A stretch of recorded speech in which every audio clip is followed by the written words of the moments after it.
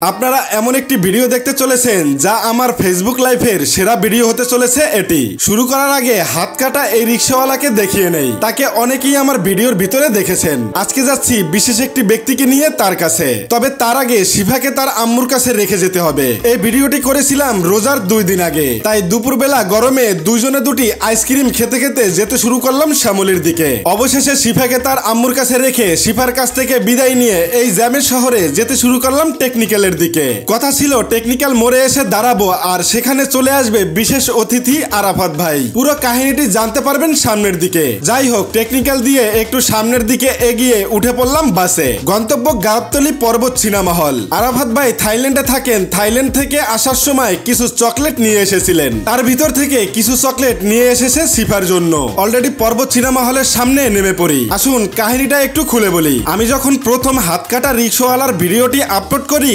তখন আরাফাত ভাই বলেছিল আমি এখন হেল্প করতে চাচ্ছি না, কিছুদিন পরে দেশে ফিরবো, তখন তার সাথে দেখা করে ভালো কিছু পদক্ষেপ নিতে চাই, আশা করি আপনার সহযোগিতা পাবো। আমি বলেছিলাম ইনশাআল্লাহ দেশে ফিরলে অবশ্যই সহযোগিতা পাবেন। তাই জসিম ভাইয়ের সাথে আরাফাত ভাইয়ের সাক্ষাৎ করিয়ে দিতে পেরে আমি বেশ আনন্দিত।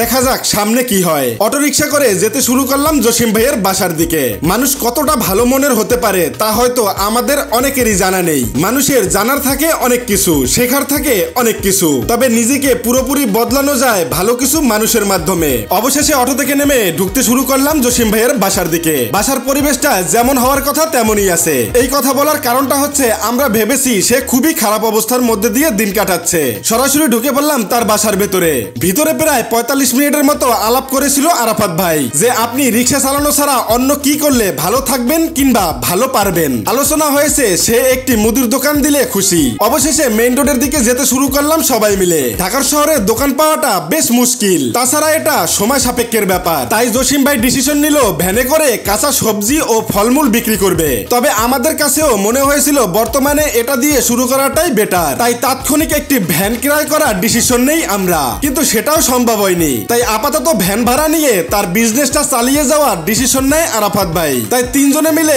লম্বা সময় ধরে আলোচনা করতে থাকি। আলোচনায় উঠে এসেছে 2 মাসের ভ্যান ভাড়া অ্যাডভান্স দিয়ে ভ্যান ভাড়া করতে হবে। তারপরে ব্যবসা শুরু করতে যে টাকা পয়সা লাগে সব আরাফাত ভাই বহন করবে। এতে মোটা অঙ্কের কিছু টাকার প্রয়োজন, আর এই সবগুলো টাকা সহ পুরো দায়িত্ব নিয়ে নেবে আরাফাত ভাই। বিষয়টা আমার কাছে বেশ ভালো লেগেছে। কথা আছে লুঙ্গির কাঁচা খুলতে সময় লাগে, কিন্তু কপাল খুলতে সময় লাগে না। অবশেষে জসিম ভাইয়ের কাছ থেকে 4 দিনের সময় নিয়ে রওনা দিলাম বাসার উদ্দেশ্যে।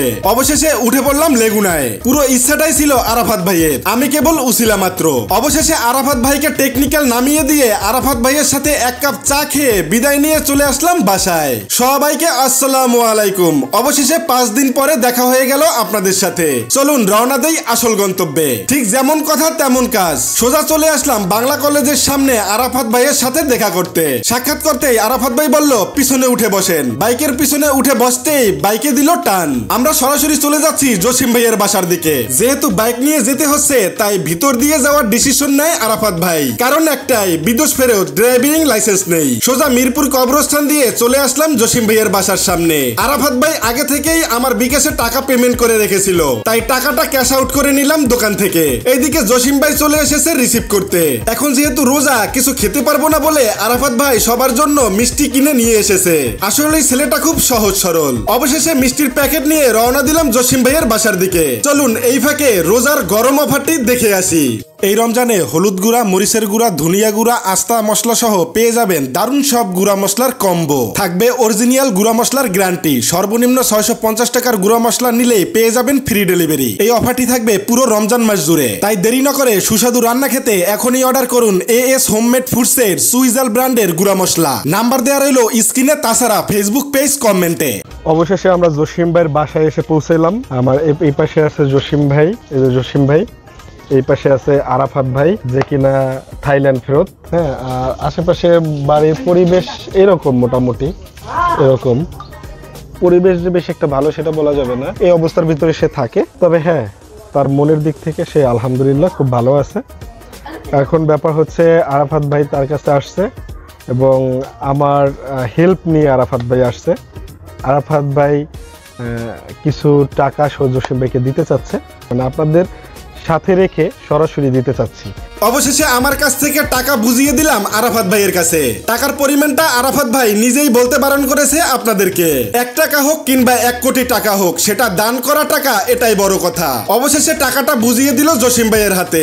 আপনি বলছিলেন যে এই কটা টাকা দিলে আমি খুশি, বলছিলেন যে পরিমাণ টাকার কথা বলছিলেন ওই পরিমাণ টাকা দেওয়া হয়েছে। তো আমাদের এখন সময় নাই বিদায় ওই ব্যানারে ডাকলাম না, আছে থাকলে আপনি এখন এটা আপনার দায়িত্ব রেখে গেলাম। ওইটার কাছে জানি না যেরকম ভালো হয়, ওই 2 মাস বা 1 মাসের অ্যাডভান্স দিয়ে দিলেন 3000, 1 মাস চালাইলেন, দেন পরবর্তীতে ঝামেলা প্রতিদিন দেওয়া ঝামেলা না, এটা যেন না দেওয়া লাগে আর কি। হ্যাঁ, আমার ভাইয়ের আল্লাহ সুখে রাখুক, রোজার মাস আমাকে এই যেটা দায়িত্ব দিচ্ছে আমাকে, আল্লাহ যাই মিলে আল্লাহ কবুল। এটা আমি আল্লাহ দিলে আল্লাহর কাছে শুকর। আমার ভাইয়ের জন্য দোয়া করি যে আল্লাহ আমার বাইরে আল্লাহ অনেক সুখে রাখে। আপনি যদি চান, চেষ্টা করেন, আমি আশা করি এটা আপনিও আমার মধ্যে 3-4 গুণ আপনি ডেভেলপ করতে পারবেন এই অ্যামাউন্টের। ইন ফিউচারও যাইতে পারবেন। শুধু ডিপেন্ড করে আপনার উপরে, আপনার ভবিষ্যৎ আপনি কীভাবে পরিচালনা করবেন। সবসময় কালকে চিন্তাও একটু করা লাগে যে কালকে আমি কি করবো, কালকে কি, আজকে যদি সব খায় ফেললে কালকে কি করবো। তো এটাই মানুষ ওই মাসে পর মাস কাজ করতে না, চিন্তা করে যে মাসে স্যালারি পাবো, তারপর ফ্যামিলি মেনটেন্যান্স করবো। তো যাই হোক, দোয়া করবেন। আমি এটা আসলে কোনো আশাই দেয়নি আমার, আপনি জাস্ট দোয়া করলেন, এটা খুশি। কিন্তু আপনার ভাই হিসাবে জিনিসটা করছি, জাস্ট একটুকুই দোয়া। না না না না না, দোয়া আমি বললাম না, আমি কোনো স্বার্থে করি না। আমি আমার ভাইয়ের মনটা শান্তি হোক, আল্লাহ যেন আপনার আমার ভাইয়ের যে আল্লাহর রহমতে আল্লাহ আমার ভাইয়ের মনটা শান্তি হোক, আল্লাহ যেন আপনার সাহায্য ভাই, আল্লাহ যেন আল্লাহ আবার আমার বাইরের আল্লাহ অনেক বড় করুক।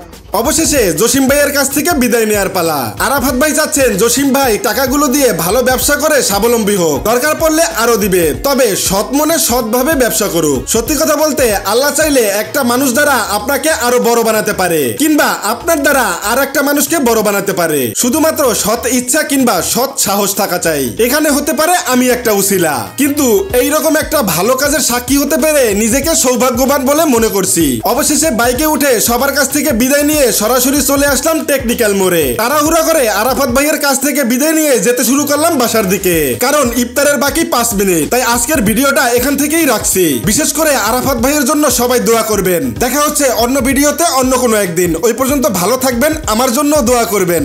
আসসালামু আলাইকুম।